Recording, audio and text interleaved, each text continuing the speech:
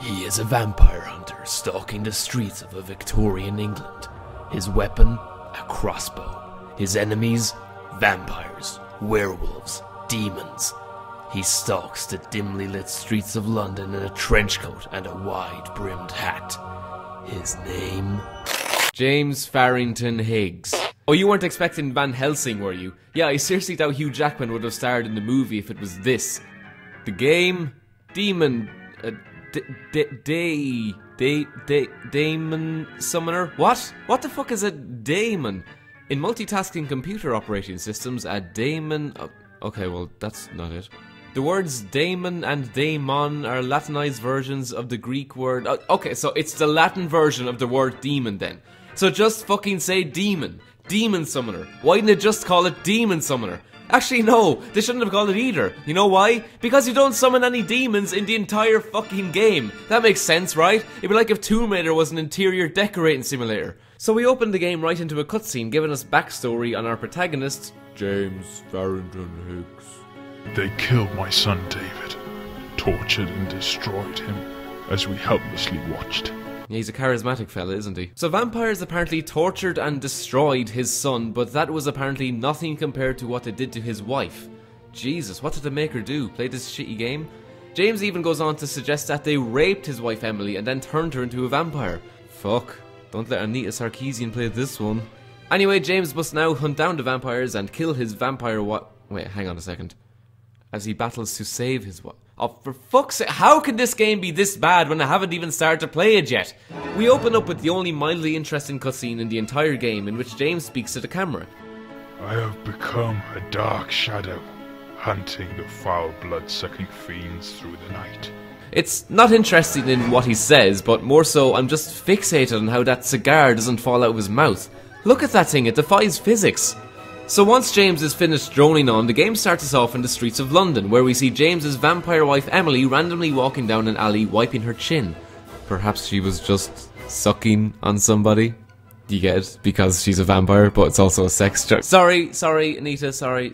Anyway, Emily walks out into the street just as this fucking idiot drops something and alerts Emily to him. Master Vampire Hunter, my cock. The game doesn't look that bad. I mean, the streets are empty and... oh, I've run into an invisible wall. Okay, brilliant. So Emily runs down an alley and into the sewers, and so I give chase. I just have to warn you, what you're about to see is truly horrible. Such a foul stench. Oh. What the...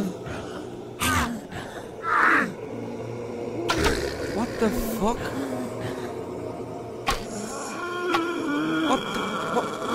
What is this? Yeah, whenever you kill these things, they just spasm out and hump the floor. And when you get a headshot, their head sometimes just disappears.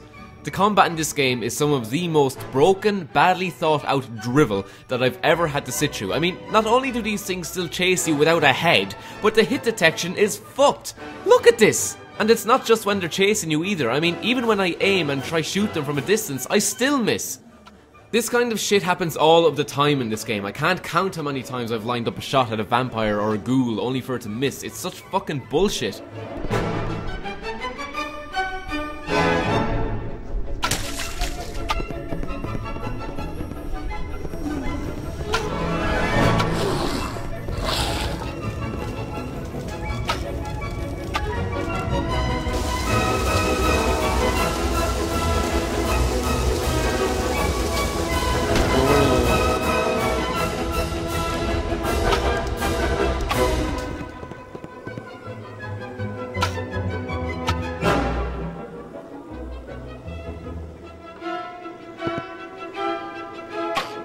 Oh my god, this aiming system is just shite. Shite like the shite that I'm wading through in this sewer.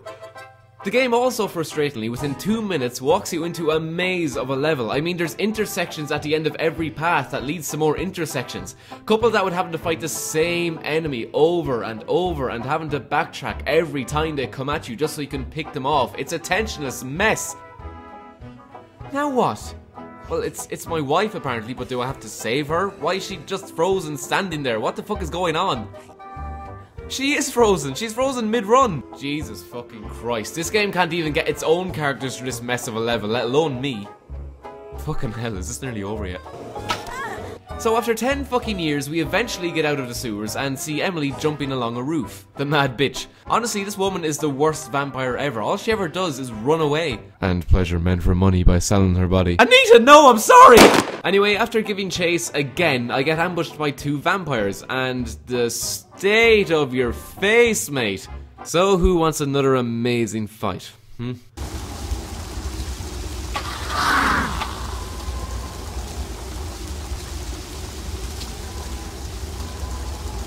Okay, it's just getting a little awkward now. Die, please. Die. Okay, he's dead.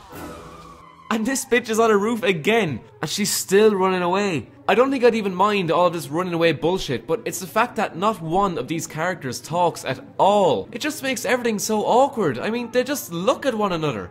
There's not even an attempt at character development. Even when she sees him at the start of the level, she just turns and runs, and then this dope doesn't even acknowledge that it's his wife who he's apparently hunted for years. Well, it's no fucking wonder he's been hunting her for years, because he's the worst fucking vampire hunter that's ever existed. Anyway, we chase her again and eventually end up fighting her. Holy shit, so we actually get to fight her? Already? Isn't, like, trying to kill her the point of the game? Is that it? After the fight, Emily retreated again. Oh, you useless, fucking, gormless idiot! I mean, how the fuck am I supposed to even try and like playing as this guy? He's a joke! He lets himself get kicked in the dick by similarly the worst vampire of all time. In fact, thinking about it, these two were the most suited couple in the history of any fictional couple ever created. It's a fucking miracle that their only infant child was murdered, because Lord only knows how much of a fuck up he would have been. He would have been the kid that shoved crayons up his nose at school and then went home and fucked his pets. Thank God that kid died. The fictional world of Daemon Summoner is a better place for it. Whoever wrote this game, forget what I said. I applaud you. You have made me happy to hear that a child was gruesomely killed. Take a bow, my friend. Take a bow. So we somehow follow Emily to the docks.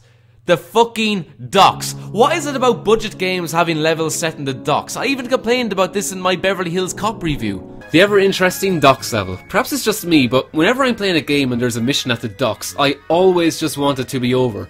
It's the same with sewer levels, they're just so boring and uninspired. It probably explains why then that this game has not one but 2 of its 6 missions set in the docks. Yay! And guess what? Daemon Summoner has 2 of its missions set at the docks as well. What the fuck? How does that even happen? It's also worth noting that at the start of this level, James tries to speak to the player, but because the developers forgot to turn the rain sound effect down, you can't hear a bloody word he's saying. A crane was being used to load the ship, and... Anyway, Emily stands with 2 other vampires who awkwardly don't speak a single word of dialogue, and then this one just snarls, I think? Maybe he's belching. Emily boards the ship with who I'm assuming is the vampire leader, and we are then given the task of getting onto the ship without being seen. Can we just sneak by this vampire who is standing facing away from the door? No, of course not. I mean, why would you want to take the most logical and efficient way to your objective when you can instead take the most complicated route imaginable? keeping low, Now what? Another cutscene? I entered the warehouse. What the fuck? They're leaving? Is the level over? Oh, it's game over? So wait, I literally got cut the second I stepped into the warehouse. Oh Jesus, you can already tell that this level's gonna be fun, can't you? Let's restart. And I can't skip this cutscene. If I weren't punished enough that the game screwed me over, now it's making me watch this ugly bastard snarl again. Crack! This just may be one of the worst stealth sections I've ever played in the game.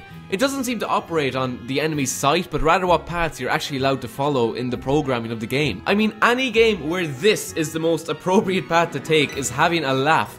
You not only have vampires surrounding the walkway, but there's also vampires downstairs as well who could see up. It makes no sense!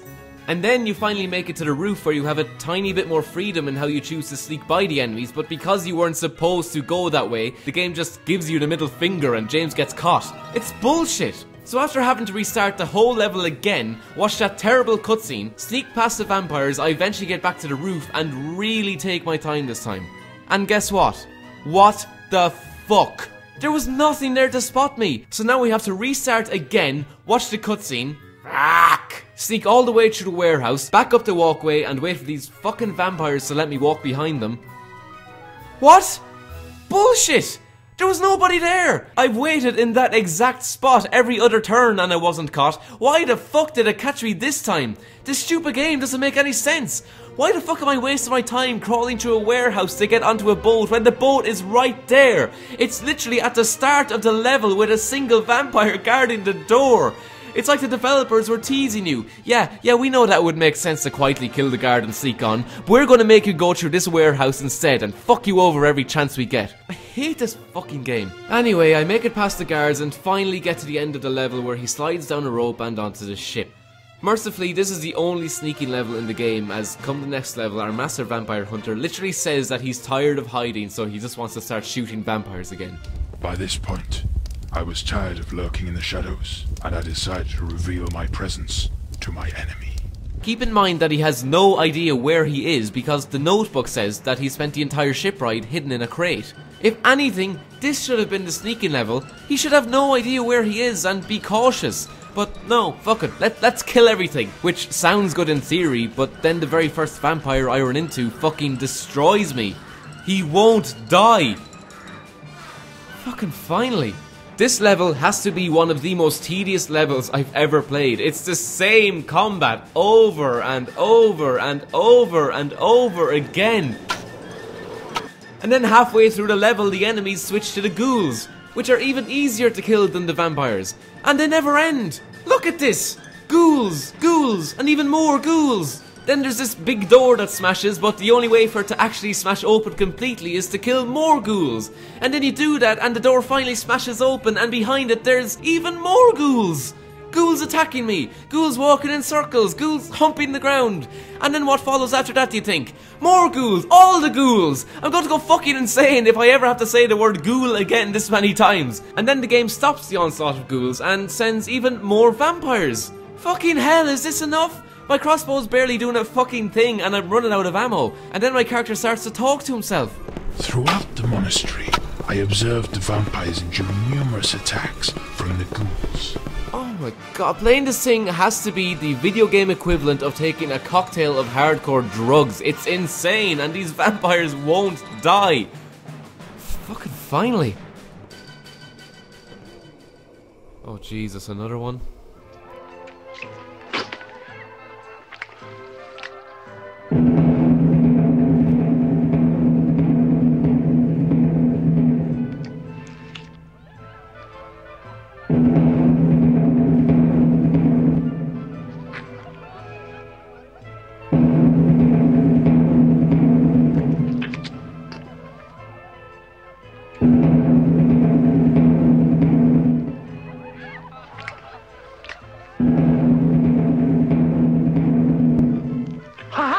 And now I'm out of ammo with the crossbow. And the revolver doesn't do shit, so I have to use this shitty stake. Jesus, just die already. Oh, thank fuck. Now what the fuck is that noise? What the... Gremlins? Little baby devils? What are they? The fucking gun doesn't even go down far enough for me to shoot them. How unfair is this? It's just sheer luck if I can hit them or not. Seriously, could this game get any worse? So 10 years later, I make it up to the top of the monastery and find who I'm now assuming is supposed to be the game's main villain, standing by a desk only for him to see me and then just run away. I just have to ask, after going through this entire level, why the fuck would you pick here as your work area? And all there is on his desk is a lamp, nothing else. Like, what was he doing, like just cleaning? He doesn't even have a chair. I'd want a chair up here. See how fucking long that stairs was? Anyway, we follow him back down the stairs to the church where we enter into a boss fight. So I beat him just as he was about to kill me, and once again, all notions of our hero being the worst vampire hunter of all time are reaffirmed when this happens. I was shocked. It honestly doesn't surprise me that James never knew his greatest enemy had a twin. I'm surprised he can tie his own fucking shoelaces at this stage. James then explains to us their motives and that they plan to resurrect a demon and take over the world or something. But all I'm wondering is how the fuck does he learn any of this information? Nobody else in the game speaks a single line of dialogue, so how does James learn anything about what's going on? And also, I'm assuming then that it's this storyline of the twins summoning a demon that give the game its name, Daemon Summoner. But if it's 2 people who are summoning the demon, then calling the game Daemon Summoner doesn't make any sense because it should be called Daemon Summoners, you incompetent, talentless hacks! Fuck this. At this stage, I think that I've actually put more effort into this review than they did making this game.